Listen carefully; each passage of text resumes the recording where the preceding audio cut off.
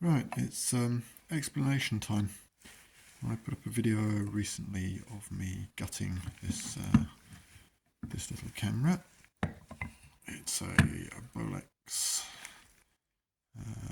B8, B8, Bolex Pi-R B8 cine camera from 1950 something, 1962 actually I think, but yeah, 50s, 60s technology. This is a camera which originally took 8 film, which is basically 16mm film that's been reperforated, and you shoot one side and then turn the film over and shoot the other side. They were the pocketable video camera of the day, and they're really quite sweet.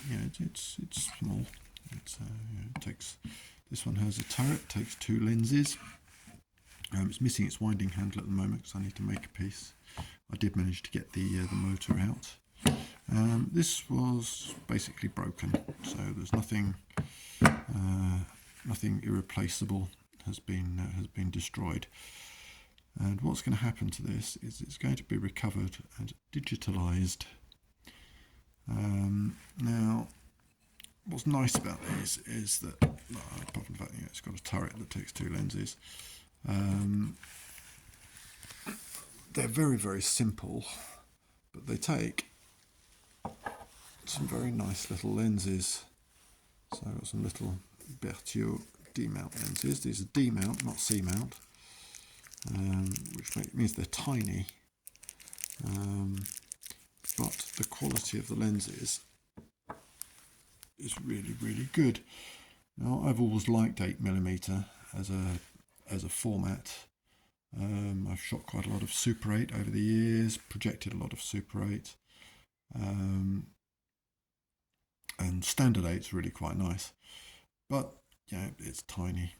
So what are we going to be doing to digitalize this? Well, basically what I've done is I've taken out the guts and I've put some of it back in, some of it's coming out. So this chunk's coming out and the winding spools are coming out. That's only in there so that I can use the thing to close the lid for the moment. I need to make something. So what we need is an image sensor and the guts of a camera. Now, as is relatively common, I'm going to be using an action camera to do this. So I'm going to put my finger over the lens as well, that's a good idea.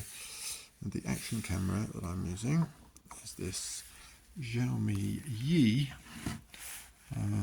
4K action camera. Now this does, I've taken the front of it already. This does actually capture real 4K video at 30 frames a second. I got gypped on the version 3 one, which could do 60 frames a second.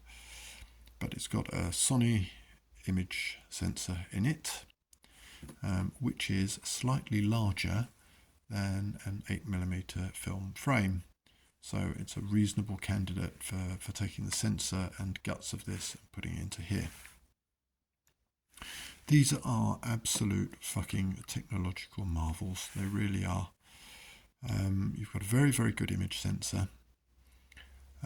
The processor it's a dual processor setup effectively. It's a dual core processor, dual core ARM. One side has a Linux system running on it, which deals with Wi-Fi and various other bits and pieces. The other side has a real-time operating system, and then there's a DSP, and the digital signal processor deals with taking the input from the sensor, turning it into something that can be produced either as stills, so 12 megapixel sensor, stills in RAW format, or in video format. So there's 30 frames a second in 4K, and then it'll do 60 frames a second in 120 in 1080, and actually 2.5K, I think. It's proper nifty. So this is coming out and it's going into here. The initial setup for it. It's just going to be a plug in and make sure that it works. But I actually want to make so that the dials work. This one is film speed, which will obviously change the size of the image that we're capturing as well, because you can't do 64 frames a second in 4K on this. That's an exposure dial. You've got single frame with a shutter release, and the actual shutter release here, which can be locked. It is actually locked at the moment, I think. Yeah, and I want all this to work. That is a bit of an issue, because I don't know quite how I'm going to do it. Either I do it with a separate little microprocessor, teensy type deal, which then talks to the guts of this, or, as I'm currently thinking of doing at the moment, reverse engineering the firmware on this, which I'm quite a long way into, to see whether I can use some external GPIOs, which should be available. There's certainly a serial port that's brought out at the back, and some various other bits and pieces. And while we're at it, I'm going to be adding TRRS jack input here for an external mic, because one of the things that's really great about action cameras is their sound quality not. So that's the project. And I'm not going to be working on it much today because I'm off work with a fucked back, and I'm off my tits on Valium. Oh, hey. Yes. There you go. A little bit of an explanation on what was going on. So yeah, busted film camera, functional action camera. I mean, these were basically the action cameras of their day. You can shove it in your pocket. You can take film of stuff that people really aren't interested in.